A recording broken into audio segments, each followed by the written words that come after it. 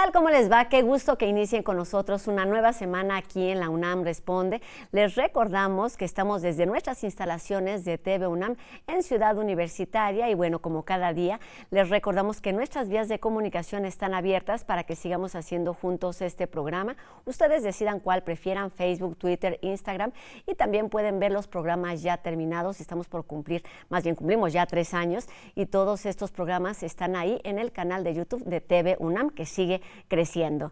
Y bueno, sabemos que hay una etapa del año en donde el Pacífico se calienta más, ocasionando diversos efectos en el medio ambiente. Se trata del fenómeno El Niño, de lo que vamos a estar platicando en el programa de hoy. Quédense con nosotros.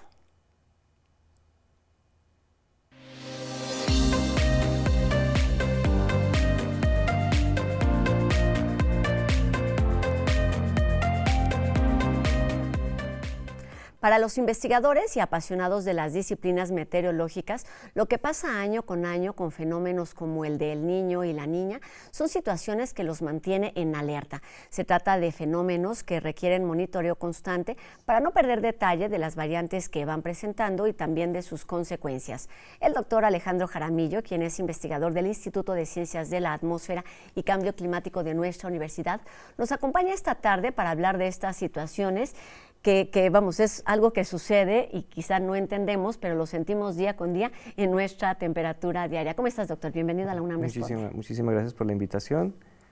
Y hablando de las temperaturas del planeta, bueno, esto obedece a fenómenos naturales, pero que son procesos bastante complicados porque están ocurriendo muchas cosas. Tenemos el calentamiento global, tenemos una componente humana en este calentamiento global, pero el calentamiento global no es todo lo que está ocurriendo. También hay otros fenómenos, como el fenómeno del Niño y la Niña, que es el que mencionas. De lo que vamos a estar platicando y vamos a intentar entender a detalle, pero lo que quería preguntar también para empezar es, ¿la temperatura va en aumento cada año o es solo percepción de las personas? No, efectivamente tenemos evidencia bastante robusta de que las temperaturas han estado aumentando en las últimas décadas. Entonces, ese fenómeno está dominado claramente por un fenómeno que llamamos calentamiento global, que está relacionado con los gases de efecto invernadero y con el balance de energía de nuestro planeta. Pero si notamos los últimos años, que han sido los más cálidos en las últimas décadas, los comparamos con décadas anteriores, todos los años que han ocurrido, estos últimos años han sido más cálidos, pero hay unos más cálidos que otros, hay unos un poco más calientes y otros un poco menos calientes. Esas pequeñas diferencias se deben, por ejemplo, principalmente al fenómeno del Niño y de la Niña.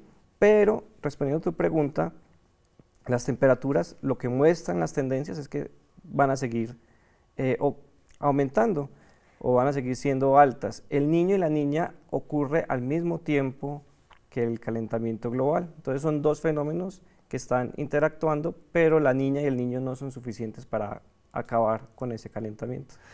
¿Te refieres a temperaturas más extremas? Estamos hablando hoy en particular de calor, porque está por terminar la temporada de frío, pero ¿ocurre lo mismo con la temporada de frío? Es decir, ¿las temperaturas son más extremas también año con año?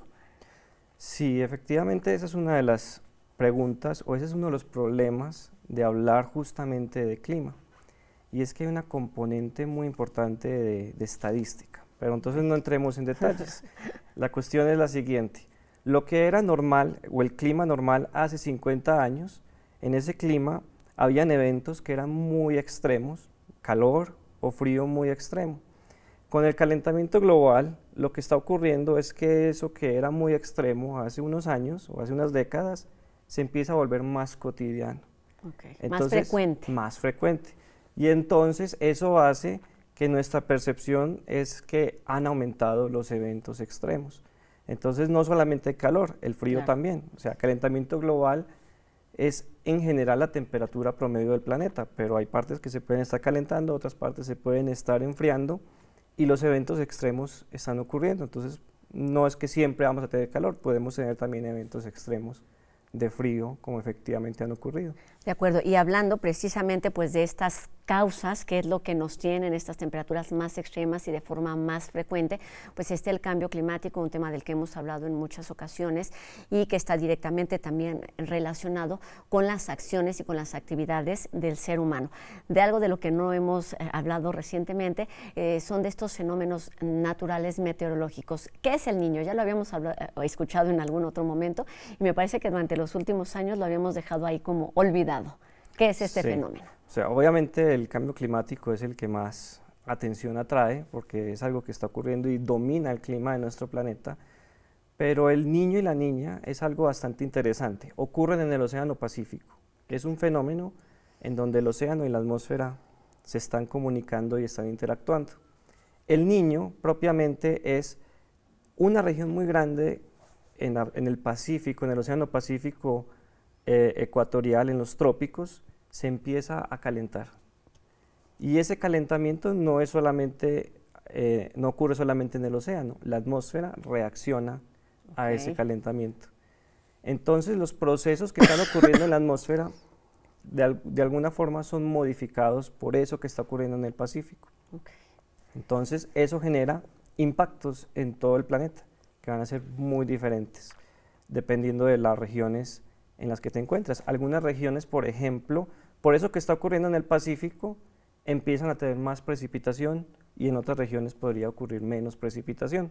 Entonces, es un fenómeno que ocurre en el Pacífico, pero que afecta de forma global.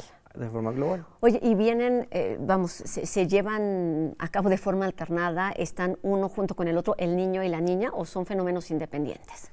Son dos caras de un fenómeno. El niño es un calentamiento anómalo en el Pacífico, la niña es un enfriamiento. Entonces, son como fases opuestas. Por lo general, los impactos del niño y la niña tienden a ser como en una región, si el niño tiende a aumentar la precipitación, por lo general la niña tenderá a disminuir la precipitación, aunque bueno, eso es bastante particular de cada región. Se van sucediendo de forma periódica porque los hemos visto, vamos, como de forma recurrente, pero no sé si ocurre, vamos, cada año o cada cierto periodo, ¿cómo se van presentando o qué lo determina? Bueno, esa es una pregunta muy interesante porque todavía no sabemos completamente la respuesta. Es un fenómeno, podríamos decirlo, oscilatorio, en el sentido de que van ocurriendo niñas y van ocurriendo niños, pero no es una oscilación perfecta. Más o menos entre 2 a 7 años, y está un fenómeno, por ejemplo, un niño, y después de un fenómeno del niño pueden ocurrir muchas cosas. Por ejemplo, puede ocurrir otro niño. No es tan frecuente en lo que hemos observado, pero sí podría ocurrir. O podríamos regresar a condiciones que llamaríamos normales, o podríamos pasar a un fenómeno como la niña. De igual forma, la niña, y esta sí es más probable, una niña puede continuar con otra niña. Y ese sí lo estamos observando. Por ejemplo, en los últimos 3 años hemos tenido 3 niñas seguidas, consecutivas. Y no ha habido niños. No ha habido niños hasta ahora, ¿cierto? Pero después de esa niña puede ocurrir nuevamente condiciones neutras o puede ocurrir un niño. Entonces no es un oscilador perfecto, después de una niña sigue un niño, no. Se pueden dar de forma alternada y sin ningún orden, digamos. Oye, ¿y existen pronósticos sobre lo que puede ocurrir para este año, para los siguientes meses con respecto a estos dos fenómenos? Sí, efectivamente, para hacer el pronóstico se usan modelos, hay modelos estadísticos y hay otros modelos que tratan de modelar numéricamente lo que está ocurriendo en la atmósfera y en el océano. Y esos modelos entonces nos dan como una visión de lo que puede estar ocurriendo en los próximos meses. Obviamente hay una incertidumbre, entonces tenemos muchas preguntas, hay cosas que todavía no entendemos bien, entonces los modelos no son perfectos, pero en este momento lo que los pronósticos sugieren lo siguiente: venimos de una niña y esa niña pues efectivamente está desapareciendo, las temperaturas del océano Pacífico se están empezando a calentar. Y eso es un sinónimo o viene, o sea, como nos está señalando de que muy posiblemente va a venir más adelante un niño, todavía no es seguro. Okay. Lo que está ocurriendo en este momento es que, como se están calentando las aguas del Pacífico, estamos pasando a lo que llamaríamos una etapa neutra. Entonces, los próximos meses, lo más probable es que estemos entrando a una etapa neutra, donde no hay niño, tampoco hay niña. Okay. Más adelante en el año, después del verano, es probable, hay alrededor de un 60% de probabilidad de que ya se desarrolle un niño. Entonces, en este momento estamos como en una transición. De una niña, vamos a tener una época de neutra, calma, por así decirlo, de calma, y va a empezar muy probablemente un niño con lo que sabemos ahora, pero en unos meses podemos ver qué ocurre. ¿Cuáles son esos factores o esos elementos que ustedes están identificando, estudiando, para poder predecir que alguno de estos fenómenos se presente en el océano? Bueno, lo primero es la señal del océano. Las temperaturas del océano se empiezan a cambiar, entonces empieza a aumentar la temperatura, entonces eso ya es un indicativo de que se está saliendo de una fase fría, que es la niña, y estamos entrando a otra fase. Puede ser neutra o puede ser niño. Pero también algo muy importante es cómo reacciona la atmósfera. Entonces, el nombre completo del fenómeno es un nombre de científico, suena raro, se llama El Niño Oscilación del Sur. El Niño, ENOS, que es la abreviatura. El ENOS, okay. Que el Niño es justamente la parte oceánica y la oscilación del sur es lo que yo te estaba diciendo de la atmósfera, como un balancín de la atmósfera. La oscilación del sur se refiere a cómo cambia los patrones de vientos y de precipitación en el trópico, pero eso afecta pues a todo el planeta.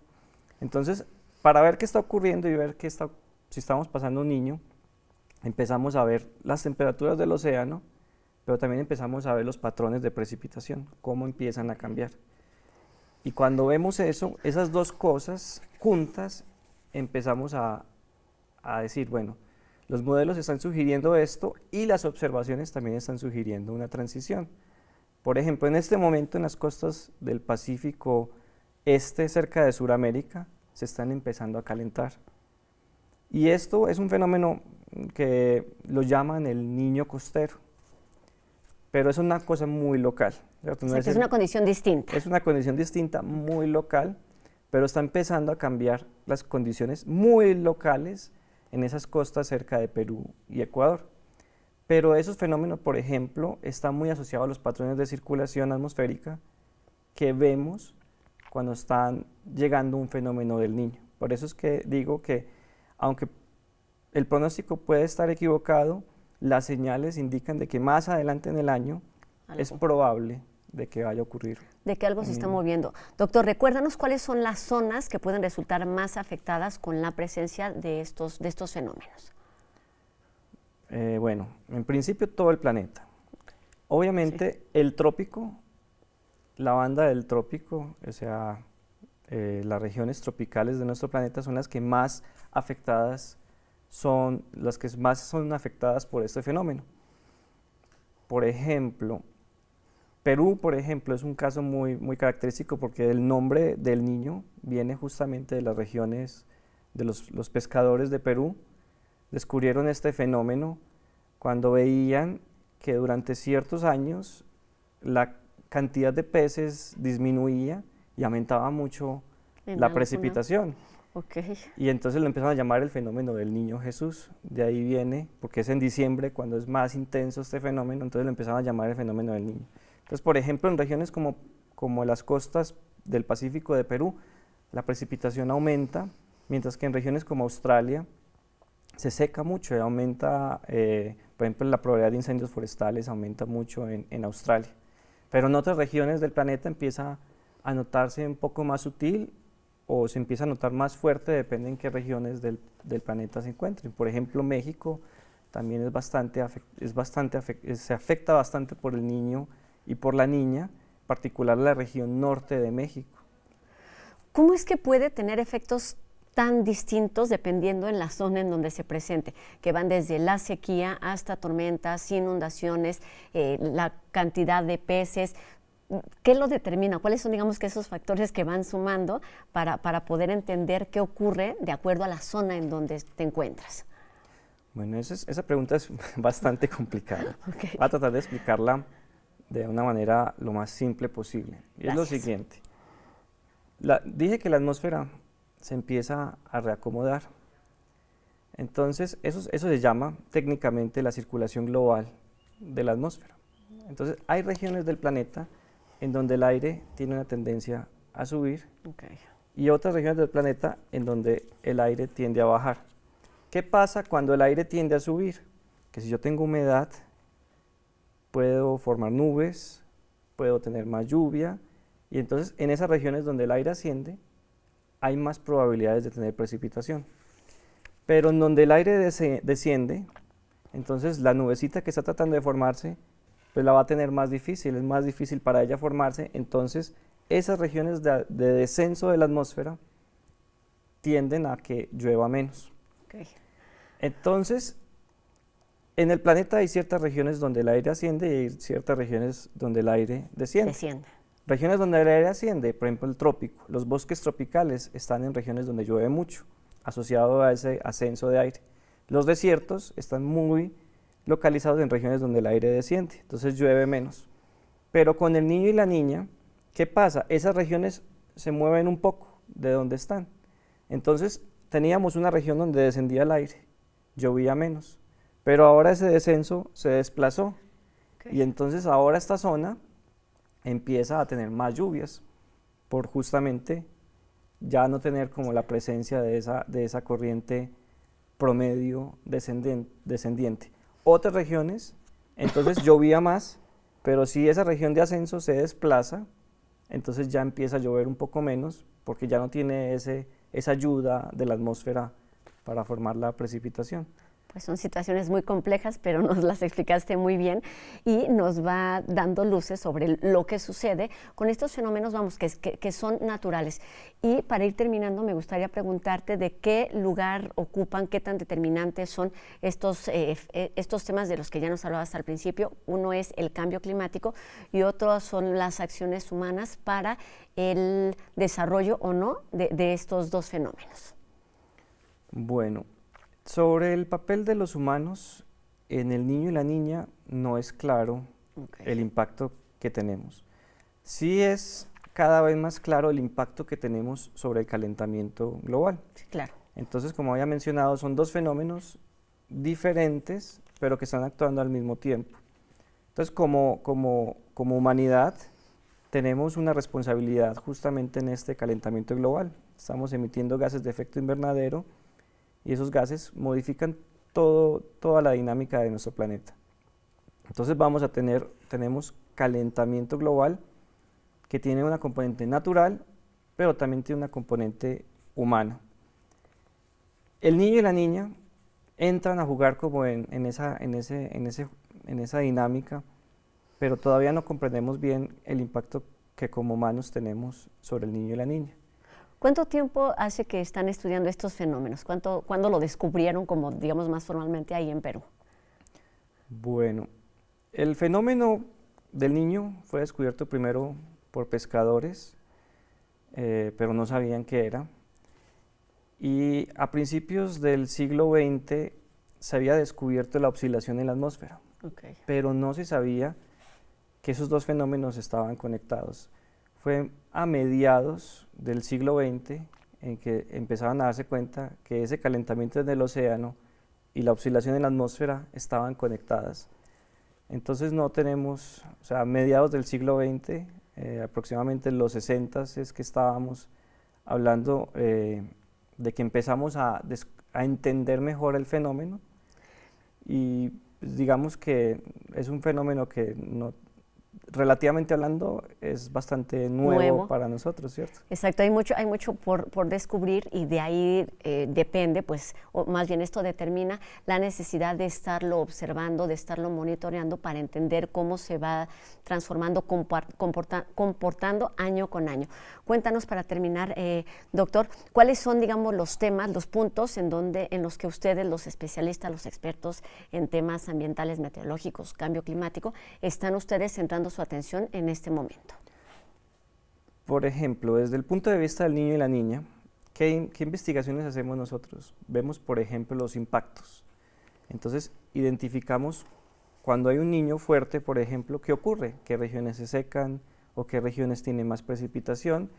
Y algo muy importante y en la dirección en la que estamos yendo es ver cómo es el riesgo, cómo cambian los eventos extremos, cómo la sociedad es afectada por esos fenómenos y entender mejor cómo son los impactos del niño y la niña. ¿Qué beneficios tiene esto? Que por ejemplo en este momento estamos viendo qué está ocurriendo en el océano y que muy probablemente se pueda desarrollar un niño más adelante. Entonces, si yo conozco cuáles son los impactos del niño, yo puedo decir, bueno, en finales de este año, entonces hay que prepararse ciertas regiones más que otras para desarrollar o para prepararse ante ciertos eventos extremos en particular. Nos quedan 30 segunditos. ¿Cómo prepararnos o qué es lo que tendríamos que saber tanto los gobiernos, la comunidad científica, la población en general? Para recibir o para estar preparados ante estos eventos que en muchos casos pues han causado desastres, daños por supuesto ambientales, pérdida de vidas humanas. El punto más importante es la adaptación, tanto para el cambio climático como para el niño y la niña. Lo más importante es que entidades como Protección Civil conozcan bien cuáles son los impactos de estos fenómenos para que se preparen protocolos de reacción con mucha anticipación y puedan preparar la sociedad y puedan de alguna forma administrar mejor los recursos para un eventual evento extremo. Creo que esa es como una de las direcciones en las que se puede saber avanzar. Cómo podemos actuar, pero lo que ya no está discusión es que todas y cada una de nuestras acciones y de nuestro comportamiento como seres humanos impacta en la salud de nuestro planeta y ante eso ya no tenemos nada más que agregar. Sí, hay que hacer más que decir. Claro que sí. Doctor, muchísimas gracias, doctor en Ingeniería Alejandro Jaramillo, investigador del Instituto de Ciencias de la Atmósfera y Cambio Climático de nuestra universidad. Muchísimas gracias por explicarnos y por ayudarnos a entender lo que pasa, no solamente en estas temperaturas extremas que estamos viviendo de forma cotidiana, sino cómo esto es consecuencia de lo que ocurre en el planeta y, a fin de cuentas, de nuestras acciones en un mediano y largo plazo. Gracias, doctor. Muchísimas gracias por la invitación. Gracias. Un gusto que hayas estado aquí con nosotros en la UNAM Responde. Y ahora les platico sobre la revista de la Universidad de México, que bueno, sabemos que en su etapa más reciente ha salido de las páginas impresas para extender la conversación a otros ámbitos y dedica su número actual a los hongos. Y bueno, precisamente para platicar de este tema nos invita el miércoles 29 de marzo a las 19 horas a la terraza del Cine Tonalá, donde se llevará a cabo la charla Hongos, Revelaciones Fúngicas, un encuentro que organiza en colaboración con la Sociedad de Científicos Anónimos. Y bueno, en este evento, que estará moderado por Yael Weiss, quien es conductora de este programa aquí en TV UNAM, participarán también Guadalupe Nettel, directora de la revista, Andrés Cota, quien es fundador de la sociedad, y también Edith Sánchez, que pertenece a la Facultad de Medicina de nuestra universidad. La entrada es gratuita y bueno, al terminar el diálogo además habrá música y baile.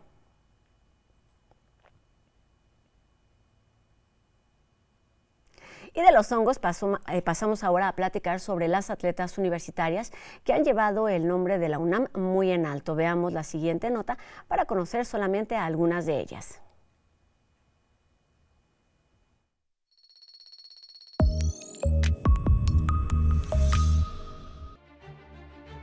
El deporte competitivo es un área donde las mujeres también se han ganado espacios, no solo de participación, sino de protagonismo a nivel internacional. Ellas son algunas de las mujeres que se formaron en nuestra universidad y han llegado a los escenarios atléticos más grandes. Aida Román ha sido una de las máximas representantes del deporte universitario en los últimos años.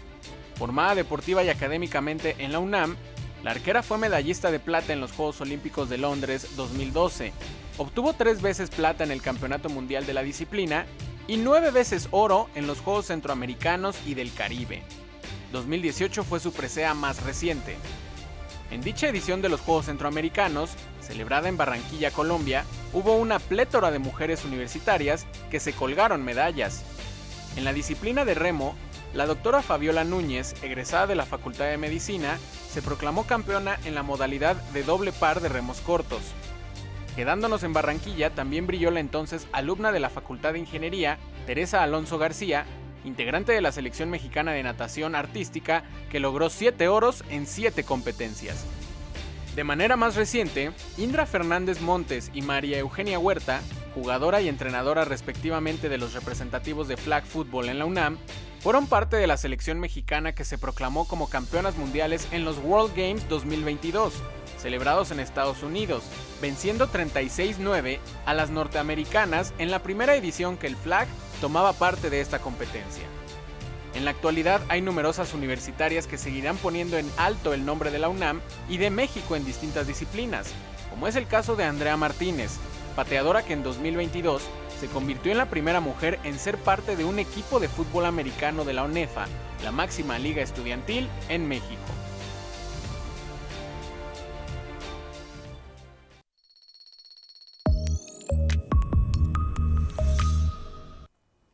Y por supuesto también un reconocimiento a todas las demás mujeres que no aparecieron en esta nota. Les recordamos que pues nos encontramos aquí el resto de la semana en la UNAM Responde 2:30 por TV UNAM. Agradecemos también a Ricardo Iturbe en la lengua de señas que nos permite llegar a un público más amplio y nos vemos aquí mañana en una nueva emisión de la UNAM Responde. Adiós.